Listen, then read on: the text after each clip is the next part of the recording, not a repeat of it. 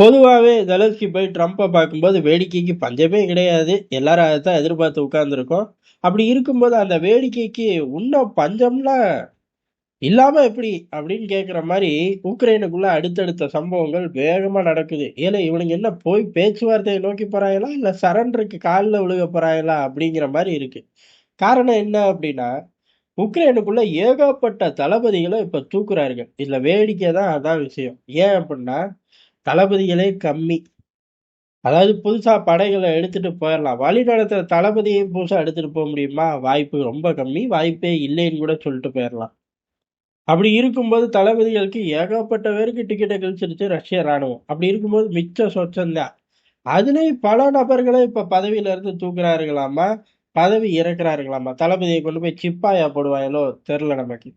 Zelensky மாரி ஆள் என்ன வேணாலும் செய்யலாம். ஆனா தளபதிகள ஏகப்பட்ட பேர தூக்குறார்கள். ஏன் அப்புட்ன்னா, இப்ப தினமும் ஒவ்வொரு கிராமங்கள் விழுந்துகிட்டே இருக்கு. சில முக்கியமான நகரங்களும் விழுகுது.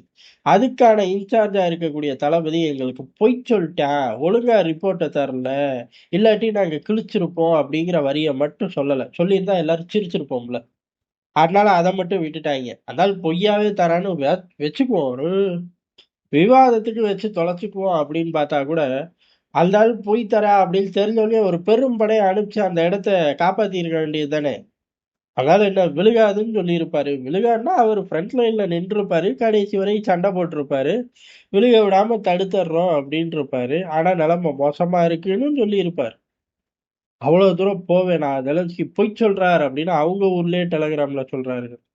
இப்படி தளபதிகள தாறுமாறா தூக்குறது, அதுக்கடுத்து யுத்த களங்கள்ல இருக்கக்கூடிய தளபதிக்கு ஒரு சலிப்பு வரும்.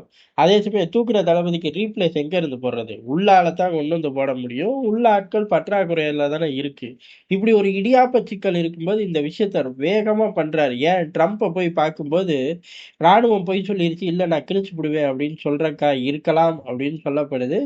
ட்ரம்ப பொறுத்தவரையும் ஒரு பொய் சொல்ற ராணுவத்த வச்சிருக்கார். ராணுவம் பொய் சொல்தா, உண்மை சொல்தான்னே தெரியல.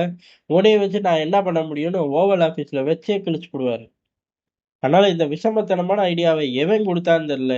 உங்க ஸ்டைல்லயே அவன பதவிய விட்டு தூக்கிட்டு ட்ரம்ப பார்க்க போங்க அப்படின்னு யாரும் சொல்லியிருப்பாங்களான்னு நமக்கு தெரியல.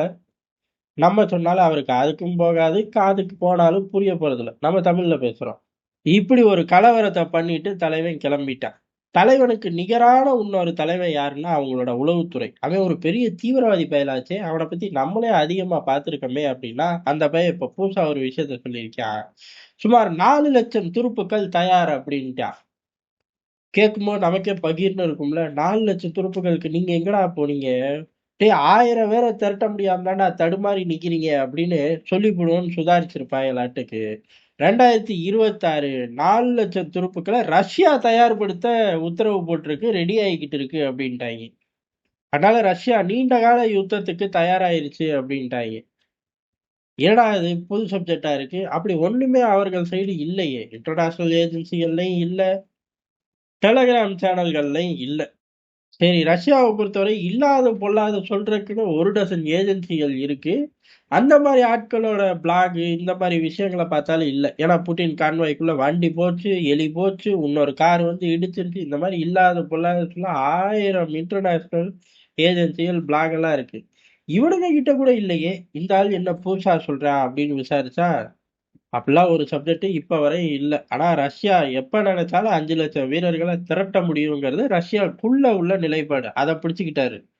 இத சொல்றது மூலியமா என்ன அவுட்புட் எதிர்பார்க்கிறாங்கன்னு சத்தியமா நமக்கும் தெரியல. அவனுங்களுக்கு தெரிஞ்சு விளையாண்டா ஓகே தான். எப்படி தளபதிகள தூக்கிட்டு அங்க போறது பேச்சுவார்த்தைக்கு உதவும்னு நெனைக்கிறாய்ங்களோ, அதே போல இதையும் ஏதோ ஒரு கர்மத்துல நெனைக்கிறாங்களாட்டு. காரணம் ரஷ்யா 5,00,000 துருப்புகள ரெடி பண்ணி நீண்ட நாள் யுத்தம் அப்டின்னா ஊர் உலகத்துக்கு நல்லா தெரியும். அந்த நீண்ட நாள் யுத்தம் உக்ரைனுக்குள்ள இருக்காது அப்படின்னு. ஏன் அப்படின்னா, இப்பதான் ரஷ்யா அறிவிச்சிருக்கு. இங்க பாரு ஓஸ்னிக்கெல்லாம் கொண்டு வந்து வெளியிலேயே வச்சுட்டோம்.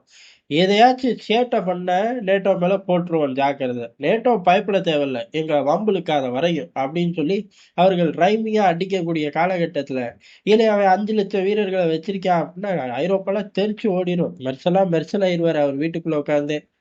நம்ம ஆள் மேக்ரான பொறுத்தவரையும் பிரச்சனையே கிடையாது. நான் ஏற்கனவே அவர்கிட்ட தள்ளி நின்னு டேபிள்ல உட்கார்ந்து பேசிட்டு வந்துட்டேன். அதையும் நான் ஃபாலோ பண்ணிக்கிறேன் அப்படின்னு கிளம்பிருவாரு. ட்ரம்ப்ப சந்திச்சதுக்கு அப்புறம் கலவரங்கள எதிர்பார்த்தோம். ட்ரம்ப்ப சந்திக்கிறதுக்கு முன்னாடியே கலவரங்கள யாரும் எதிர்பார்க்கல. ட்ரம்ப்ப சந்திச்சு வரக்கூடிய கலவரங்கள லீவ் போடாம வந்து பார்ப்போம்.